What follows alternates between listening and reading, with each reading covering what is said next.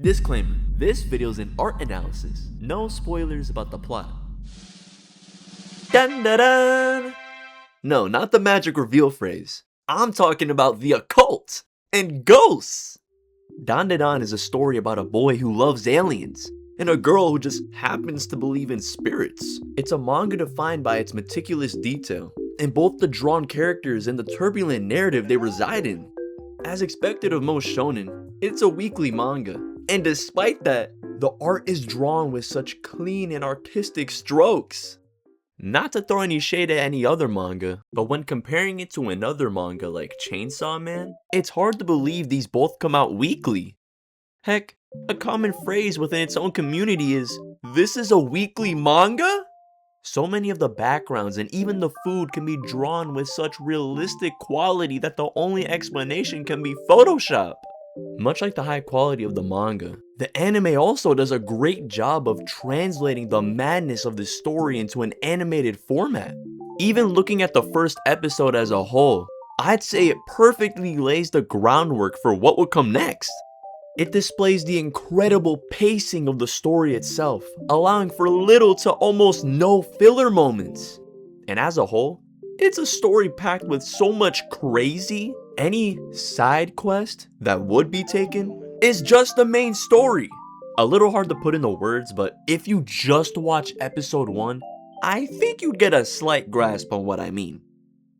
Anyway, Dandadan is a rare example of a manga that excels in creating boundary-breaking art and a great anime adaptation to boot. Honestly, Science Saru is a great studio, and I love Scott Pilgrim. So the fact this studio made an anime for it, you know it's goated. This may come as a surprise, but the author of Dandadan, sorry if I butcher his name, Yukinobu Tatsu, worked as an assistant for Chainsawman by Tatsuki Fujimoto. Surprisingly, a lot of popular shounen has some type of connection to Fujimoto, so I'm just giving props where they're due.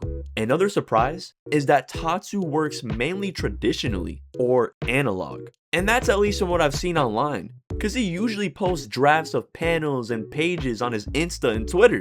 But I could be wrong? I mean, he could be pushing some secret analog artist agenda while being fully digital the whole time, but I highly doubt it. The reason this manga being drawn traditionally is surprising is because Dandadan gets drawn in such realistic environments. And I know I mentioned the food before, but the environments are insane too.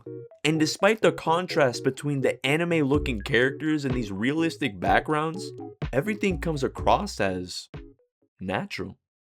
And I feel like it's because of the chemistry Tatsu's able to create in this world. He's able to really invest you in whatever's going on, and whether that's because of the art, the story, or even the insane action sequences this guy is able to produce. There's so much other bewildering things going on in the story.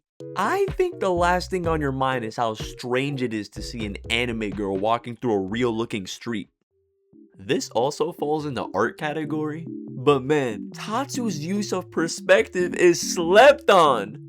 Its distinct style reminds me of Soul Eater's art, but even crazier.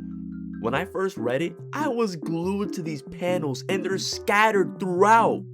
It gives me a lot of appreciation for the skill that most definitely went into crafting every chapter and panel. Lots of people hate on Dandadan saying it's simple and that it has questionable moments, which I won't deny, partly. Hear me out. I do agree that when looking at Dandadan from the grandmaster of all narratives perspective, yes, its overall premise could be seen as simple. But in order to say that, you need to strip the story down to just bare words on a page. It's ignoring the whole medium as a whole. And as for the questionable moments, while I don't like what is shown in those moments, I do feel like that's the reaction the author intended for me to feel.